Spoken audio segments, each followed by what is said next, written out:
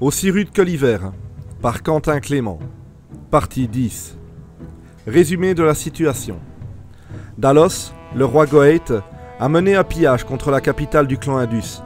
Malgré la victoire de son armée, il a été contraint d'abandonner une partie des ressources volées après une riposte de ses ennemis. De la bataille, Glorgeur, le roi Indus, a été tué, mais aussi Kjurgod, le père d'Argor, un jeune guerrier Goëth, égorgé par la femme dont il est amoureux, Arella. Ayant vu celle qu'il aimait tuer son père, il a juré de venger la mort de Kjurgod, mais lorsqu'il a pris le dessus dans son combat contre la jeune guerrière, il n'a pas pu se résoudre à l'achever. Depuis, c'est Yuvnad, le champion Indus, qui a pris les rênes de la capitale en attendant l'élection d'un nouveau souverain. Kiliam, un ancien guerrier du clan Vidial, est revenu dans sa ville natale après que sa femme l'ait rejeté. Témoin des injustices que le clan Kriagos faisait subir à son peuple, il a décidé de fomenter une révolte. Mais tout reste à faire, alors que Draxar, le chef de la ville, cherche à le faire tomber. Almus, le roi du clan Mineros, rival des Kriagos, a mené une attaque contre une ville qu'il croyait peu défendue. Mais sous-estimant ses ennemis, il a foncé tête baissée dans un piège tendu par Kolgar, le roi Kriagos. Suite à cette débâcle, il a été rejeté par ses troupes sous l'impulsion d'Adania, qui a pris le contrôle de l'armée. Perdu, il est parti à la recherche d'un groupe de mercenaires mythiques appelés les Fianna, sans savoir que son fils, Vodiar, le prince déchu, venait de les rejoindre.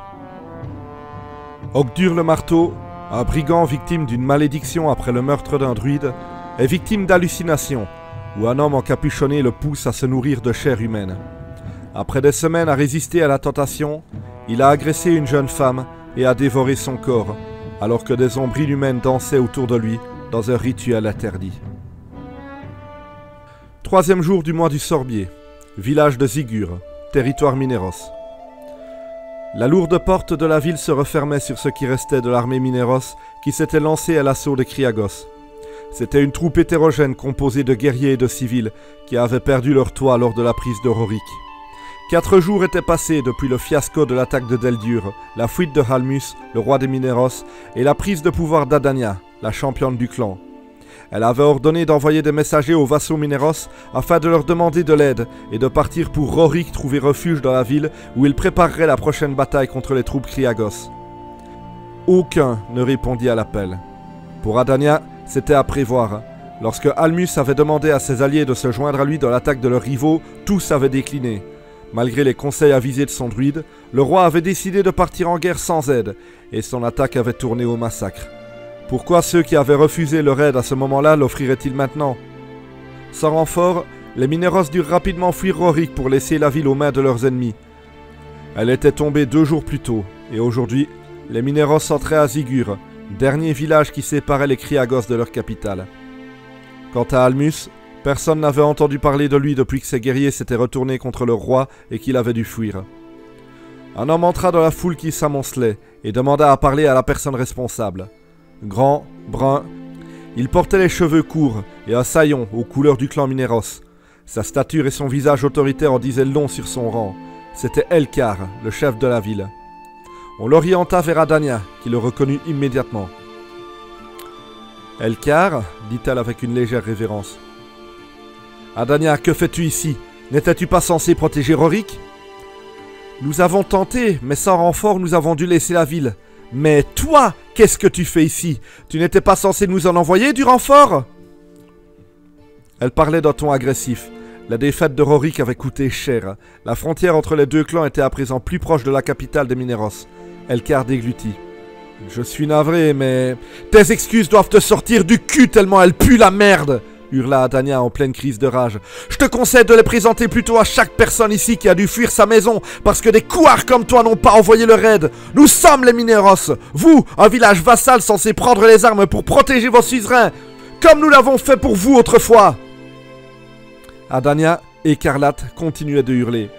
« Je te jure, salopard de couard, de suceur de verge d'âne, que lorsque nous aurons rejeté les Kriagos hors de notre territoire, je ferai payer le prix du sang à tous ceux qui n'ont pas apporté leur aide comme leur donne le serment d'un vassal, et je commencerai par toi !»« Cela suffit !» s'emporta Elkar à son tour. « Tu parles comme si tu étais reine, mais les Mineros élisent leur chef par la voix du peuple, et rien ne prouve que tu le seras.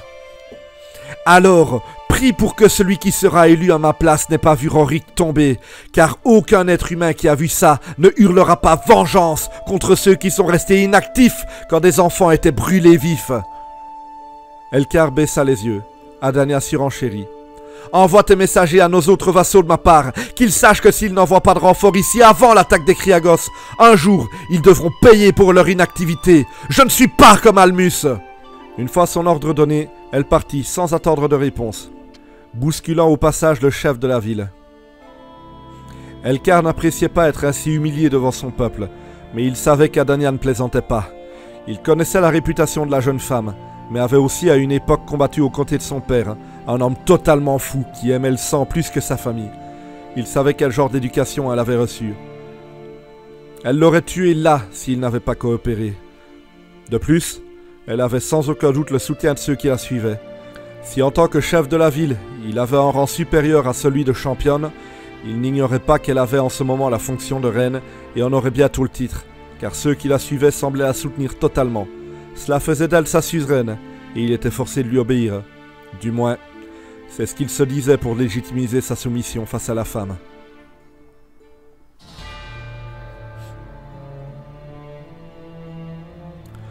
Le même jour, village de Rorik, territoire Kriagos. Kolgar était assis à un bureau de la demeure qu'il avait choisi pour être ses quartiers durant la mise à sac de la ville par ses hommes. La prise de la place s'était faite rapidement.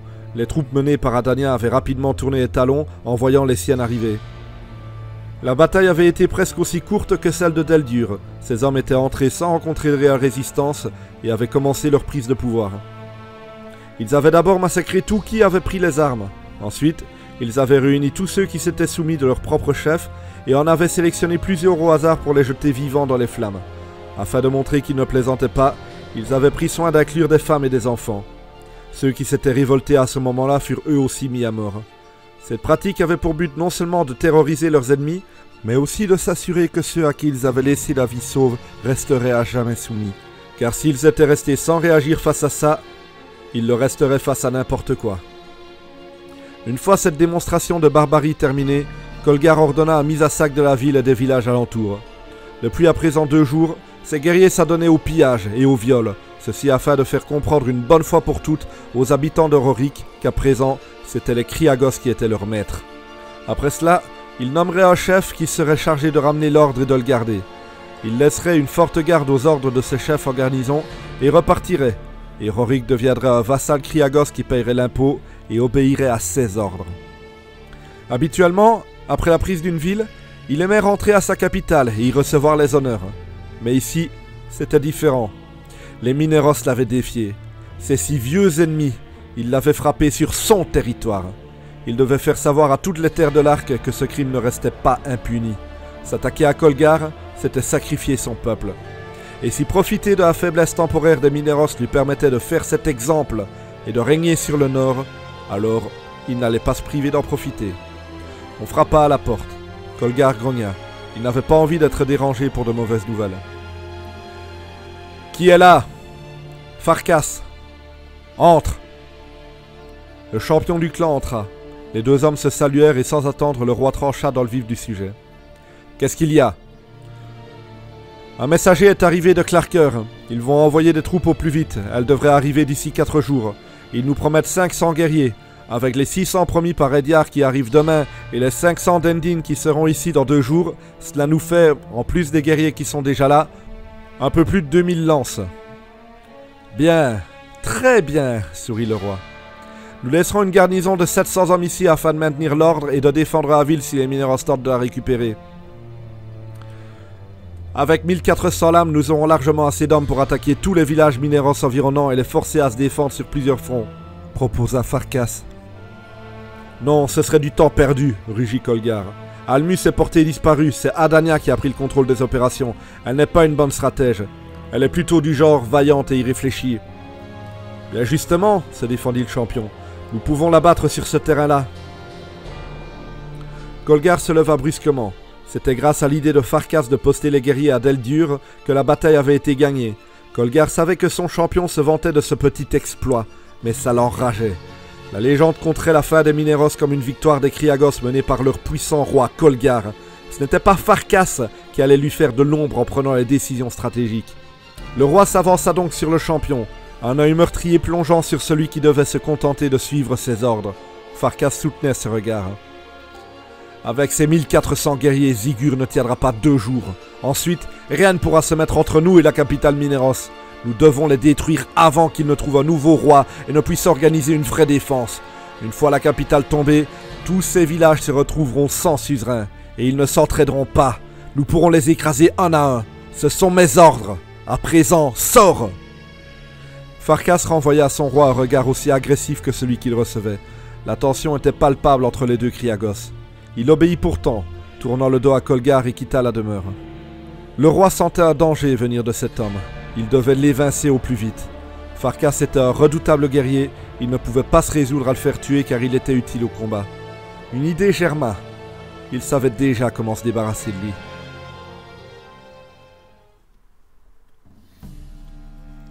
Nuit du 3e jour du mois du Sorbier, capitale Zodas. La nuit était glaciale sur le petit village où les Fianna menés par Assar avaient élu domicile depuis à présent plus d'une semaine. Ils étaient très peu au début, moins d'une dizaine à être arrivés ici. Assar était le chef d'une petite troupe de l'ordre des Fianna, des mercenaires d'élite que l'on disait descendants d'un ordre de guerriers de la terre d'Erin, sur l'ancien monde. L'été terminé, Assar avait pris la décision de laisser à ses hommes un temps de repos. Il leur avait donné leur part de l'argent gagné et leur avait laissé jusqu'au début du mois du Sorbier pour se retrouver ici, à la capitale Zodas. Il était là depuis près de 2 semaines, et déjà une 50aine de guerriers l'avaient rejoint. Que de bons combattants aguerris et endurcis par des années de guerre et de violence. Et un nouveau venu, un homme qu'il ne s'attendait pas à voir un jour sous ses ordres, Vodiar, prince des Mineros, qui avait abandonné la vie avec son clan pour rejoindre ces mercenaires légendaires. Il parlait trop, était un peu vantard, moralisateur, mais il savait se battre et il avait réussi l'épreuve avec brio. Mais d'ici la fin de la semaine, c'était 200 guerriers de plus qui se joindraient à eux. Vodiar devrait y trouver sa place. Les 50 Fianna étaient toujours à la taverne du vieux chevelu, qui était pleine, évidemment. La nuit était tombée depuis longtemps, et plus aucune lumière ne passait par les fenêtres. Seules les faibles lueurs des dizaines de bougies disposées sur les tables permettaient aux guerriers de voir leurs frères d'armes. La taverne était bruyante et remplie par la bonne humeur. Tous avaient combattu ensemble, vécu l'enfer, connu la mort des mêmes amis, s'étaient sauvés la vie les uns les autres. Tout était prétexte à lever sa chope à la mémoire d'un ancien camarade ou à chanter une chanson, à boire ou conter un souvenir de bataille, parfois à la gloire de l'un des guerriers, parfois se remémorant avec humour un moment honteux pour un autre.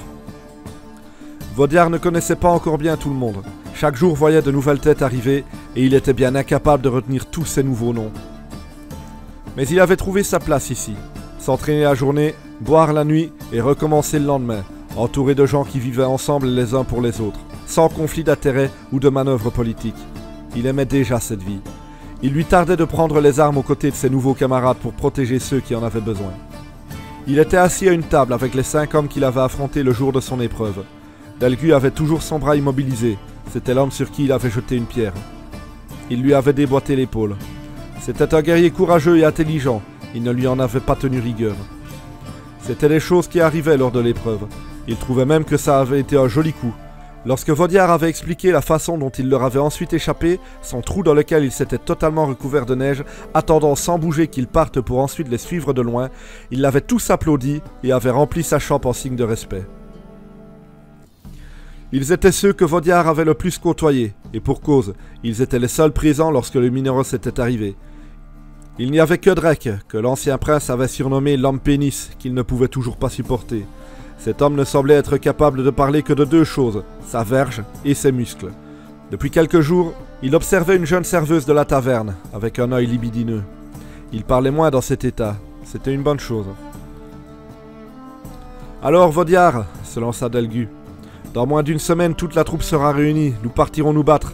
Tu te sens prêt pour ça ?» Le nouveau venu avala une dernière gorgée en hochant la tête et posa sa chope sur la table. « Oui, bien sûr, j'ai déjà fait la guerre, tu sais, plus d'une fois. C'est pas vraiment quelque chose d'agréable, mais il y en aura toujours. Alors faudra toujours des gens pour la faire. »« Ça, c'est parler en vrai mercenaire, » dit Dalgu en levant sa chope. « Nous ne sommes pas des mercenaires, nous sommes des Fianna, » répondit Vodiar en imitant le geste de son camarade. Toute la table fit alors de même. « Aux Fianna » dirent-ils en chœur avant de terminer d'entrer leur boisson. La serveuse passa et ramassa leur chope vide. Vous commandez autre chose? Drake tapa l'arrière-train de la jeune fille en ricanant. Ouais, 6 bières et ton joli petit cul. Elle lui sourit. D'accord, 6 bières et un joli petit cul pour le guerrier. Elle partit. Drake se tourna alors sur ses compagnons, le regard surexcité. Cette nuit, je vais me branler dans son vagin. Vaudiard soupira. Heureusement, Drake n'était pas l'image des Fianna. La serveuse revint assez vite, un plateau sur chaque main. Le premier, qu'elle posa entre les 6 hommes, contenait 6 bières. Le second, recouvert par une cloche métallique, fut placé devant Drake. 6 bières, annonça-t-elle avant de soulever la cloche, dévoilant ce qu'elle camouflait. C'était un arrière-train de cochon, découpé soigneusement de façon à ce que la queue pointe exactement en direction du visage de Drake, qui observait le plat sans comprendre. Et un joli petit cul pour le guerrier, bon appétit! Elle repartit, laissant Drake bouche bée. Il fallut plusieurs secondes au groupe pour que le culot de la jeune fille les fasse passer de la stupéfaction à un fou rire gras et irrépressible. Tous savaient déjà que cette anecdote serait un jour légendaire. Cette femme est géniale, lança Drake en se levant pour partir à la rencontre de la serveuse. Ah, celui-là, il l'abandonne jamais, commenta Gig. À mon avis, il va réellement se branler cette nuit, mais tout seul, surenchérit Vaudiard amer. Allez, je vois vraiment pas pourquoi tu es si dur avec lui, soupira Delgu. Tu plaisantes? Il est incapable de parler d'autre chose que de sa force et de la taille colossale de son énorme verge. Et alors, t'es jaloux? Je suis pas jaloux, je suis énervé. Delgu soupira à nouveau. Gig leva son verre. À Drake, et à sa colossale et énorme verge, et à Vaudiard, qui, qu'il le veuille ou non, un jour, finira par l'apprécier. Ils burent tous ensemble, Vaudiard y compris. Je vois vraiment pas comment je pourrais un jour l'apprécier, commenta-t-il une fois sa gorgée terminée. Par contre, là, je vous laisse. Je vais aller faire fondre un peu de neige. Comment ça? Je vais pisser. Et Vaudiard se leva sous un nouveau rire éthylique de ses compagnons. Après tout cet alcool, la pièce tanguait légèrement. Il se fraya tout de même un chemin jusqu'à la sortie, tout en se promettant que la soirée se terminerait après cette petite vidange. Une promesse qu'il ne tiendrait pas. Pas après ce qu'il allait voir dehors. Il avança un peu dans la rue. Un vent glacial souffla sur la neige tombante, en direction de son visage. Un frisson le parcourut, et il resserra sa cape. Il passa dans une ruelle à côté de l'auberge, un lieu tranquille pour faire ce qu'il avait à faire. L'endroit était sombre, la lumière de la lune ne trouvait aucun chemin entre les épais nuages qui encombraient le ciel. Seules les petites lueurs dégagées des fenêtres de la taverne permettaient aux Fiannes de se diriger. Il s'appuya contre un mur d'une main, et de l'autre dégagea ce qui allait lui servir à purger son corps de ce liquide superflu. L'urine tombée dans la neige creusa une petite galerie d'où s'échappait un nuage de fumée blanche qui semblait remonter le long de la chute liquide jaunâtre. Vaudiard regarda un moment ce spectacle, pensivement. Son regard était imbibé d'alcool et plongé dans le vague comme celui d'un philosophe. À quelle grande question existentielle un homme ivre peut-il réfléchir en observant sa propre pisse? Peut-être à celle-ci, justement. Son ouvrage n'était pas encore terminé lorsqu'il entendit des pas s'enfonçant dans la neige. Sans rien cesser à son activité, il détourna le regard en direction de la silhouette qui venait d'entrer dans la ruelle. C'était une personne grande et massive. Elle portait une cape à capuche qu'elle avait passée sur son crâne et tirée en avant de façon à camoufler une part de son visage. L'inconnu longeait le mur. Arrivé à une fenêtre, il y jeta un œil, observa un moment, puis se dirigea vers la suivante. Il n'avait pas remarqué Vaudiard. Le Fianne n'aimait pas ce qu'il voyait. Qui était cette personne et pourquoi observait-elle ses compagnons? Il termina en vitesse et remballa ce qu'il devait remballer. « Hé, toi !» Il avança vers l'espion qui voulut partir mine de rien, tournant le dos à celui qu'il avait repéré. « Fais un pas de plus et je t'enfonce ma hache dans le crâne !» L'inconnu s'arrêta et leva les mains pour les mettre en évidence, et montrer qu'il était désarmé. Vaudiard s'approcha, sur ses gardes. Arrivé à bonne distance, il posa une main sur l'épaule de celui qui restait dans l'ombre. Mais à peine le tissu fut-il effleuré que l'inconnu lança son coude en arrière. Vaudiard reçut le coup en plein estomac et lâcha prise. Alors son adversaire frappa de son pied sans regarder derrière lui et atteignit le Fianne dans l'entrejambe. Vaudiard tomba à genoux et l'espion prit la fuite. Grognant, le Fianne se releva et le prit en chasse, faisant fi de la douleur qu'il ressentait. Il sortit de la ruelle et le vit emprunter une rue à sa gauche. D'un coup, l'effet de l'alcool sembla disparaître et il courut après son adversaire aussi vite qu'il pouvait. Il entra dans la rue, juste à temps pour voir la direction que l'autre avait prise. Il s'enfonça dans cette nouvelle ruelle, totalement plongée dans la pénombre. C'était un cul-de-sac. L'autre n'avait pas pu lui échapper. Il était là, devant lui. Vaudiard avança, sur ses gardes. Il ne voyait pas à 1 mètre devant lui et se savait observé par son adversaire. Il avançait pourtant, sans savoir exactement où il était. Au détour d'un tas d'ordures, l'autre se jeta sur lui. Vaudiard encaissa une violente droite et contre-attaqua. Les coups pleuvaient de part et d'autre. Aucun des deux combattants ne pouvant voir son adversaire, il leur était difficile de prévoir ou d'anticiper les mouvements de l'autre. Vaudiard était cogné au visage. Il frappa du poing et sentit un choc contre ce qui semblait être une mâchoire. Il reçut un coup dans les côtes et frappa d'un crochet du gauche mais ne rencontra que le vide. Alors il recula. L'ombre donna un nouvel assaut, mais il manqua également. Vaudiard se rapprocha et l'empoigna. Son adversaire le frappa de la tête, mais le fian ne lâcha pas prise. L'autre posa ses mains sur sa gorge et serra. Alors Vaudiard poussa en avant, luttant contre la force de l'espion qui partit en arrière pour s'écraser contre le mur, lâchant prise. L'ancien Mineros lâcha une main pour envoyer 2 coups de poing remontant dans l'estomac de son adversaire qui gémit de douleur. Après quoi il reprit son étreinte et virevolta pour le jeter hors de la ruelle, à la lumière d'une maison. L'homme chancela et tomba au sol, face contre terre. Vaudiard arriva sur lui avant qu'il ne se relève, il frappa du pied. Il se baissa et le frappa une nouvelle fois, avant de l'attraper par l'épaule pour le retourner, afin de pouvoir le frapper au visage. Mais au moment de le faire, il s'en retint. Il resta bloqué, poing serré, à observer, incrédule, la personne avec qui il se battait. « Vaudiard, mais qu'est-ce que tu fais ici ?» Cet espion, c'était Almus, son père. « Et toi ?» l'interrogea le fian, aussi abasourdi par cette rencontre que l'autre. « Depuis quand le roi des Mineros espionne-t-il les fianas ?»« Je les espionnais pas !» Je m'assurais que c'était bien eux dans cette taverne, expliqua le père en se redressant pour s'asseoir, appuyé contre le mur de la maison. Je dois rester discret. Je tiens pas à me présenter à des gens en pensant qu'ils font partie des fianas et tomber sur des salopards qui vont me vendre au Kriagos. J'oublie pas que les habitants de cette ville sont leurs vassaux. Ouais, eh bien, c'était bien les fianas, je te rassure, répondit le fils en s'asseyant à côté d'Almus, exténué. Tu es donc des leurs, hein? Ouais. Je suis un fian, depuis moins d'une semaine, mais j'en suis un. Pourquoi tu nous cherches? Almus baissa les yeux. Il savait d'avance ce que Vaudiard allait dire une fois qu'il aurait conté son histoire. J'ai attaqué les Kriagos et nous avons perdu. À cette heure, Rorik doit être entre leurs mains, et j'ai été rejeté du pouvoir. Attaquer les Kriagos? Mais t'es stupide! Rugit le fils en se levant. Baisse d'un ton! S'exclama le père en se mettant à la même hauteur. Et si tu n'étais pas parti, nous aurions pu gagner cette bataille. Mais cette bataille? Mais elle n'aurait même pas eu lieu si j'avais été là. Qui est le champion qui conseille à son roi de faire une chose aussi débile? C'est Adania, c'est elle la nouvelle championne des Mineros. Adania? La nouvelle championne? Cette folle assoiffée de sang? Et Greygun, qu'est-ce qu'il en dit? Il était contre évidemment, mais il n'a rien pu l'empêcher.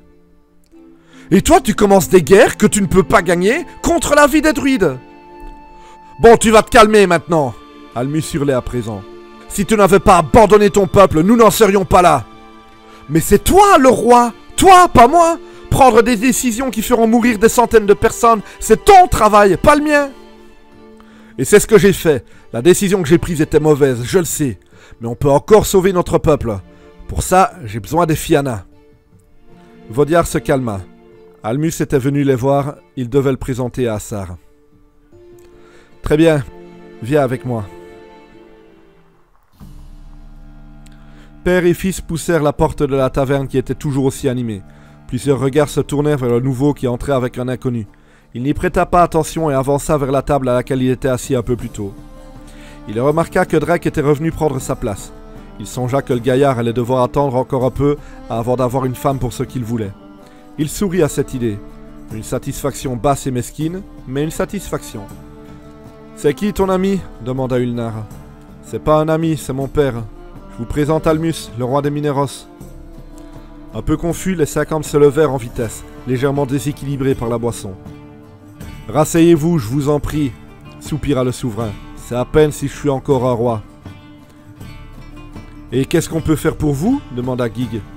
« Je dois voir votre chef, c'est urgent. »« Il est dans le fond, je vous mène à lui, » proposa Drake.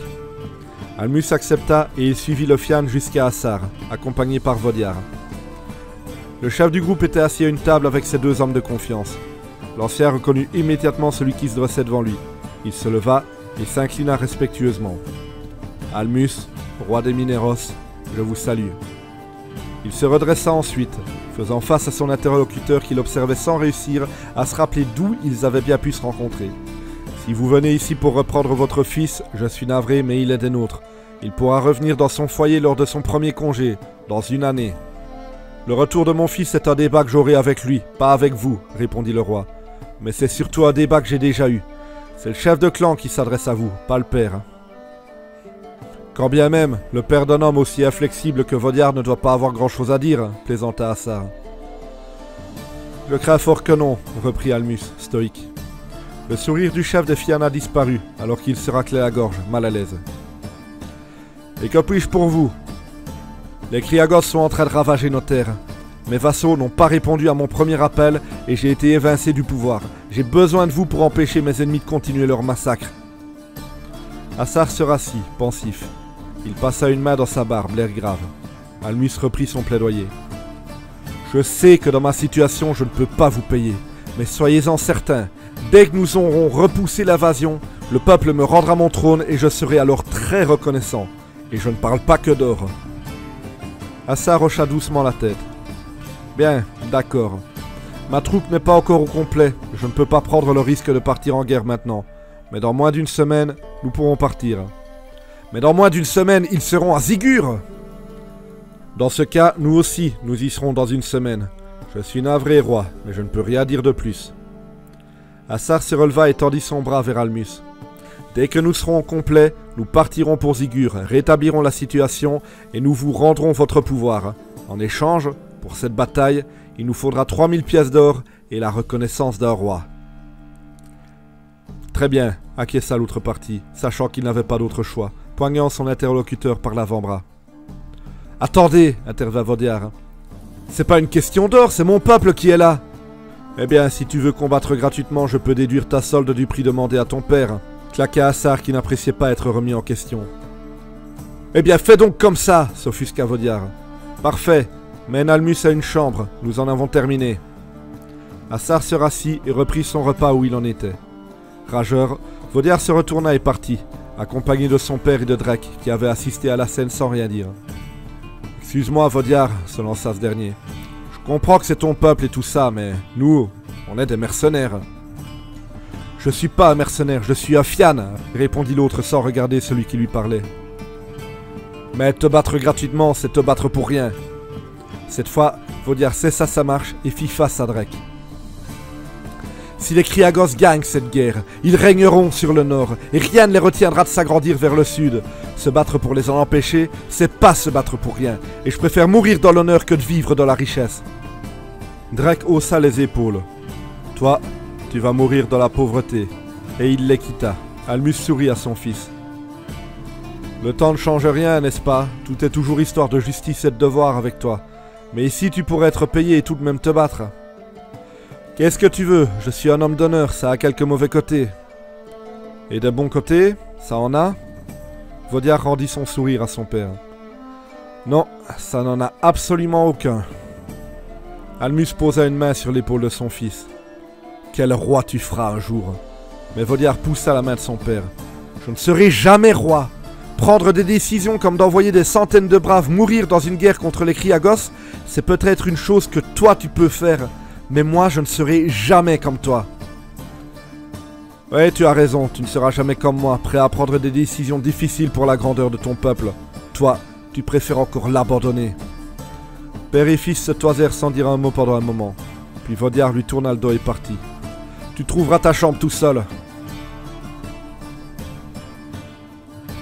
Fin de la partie 10.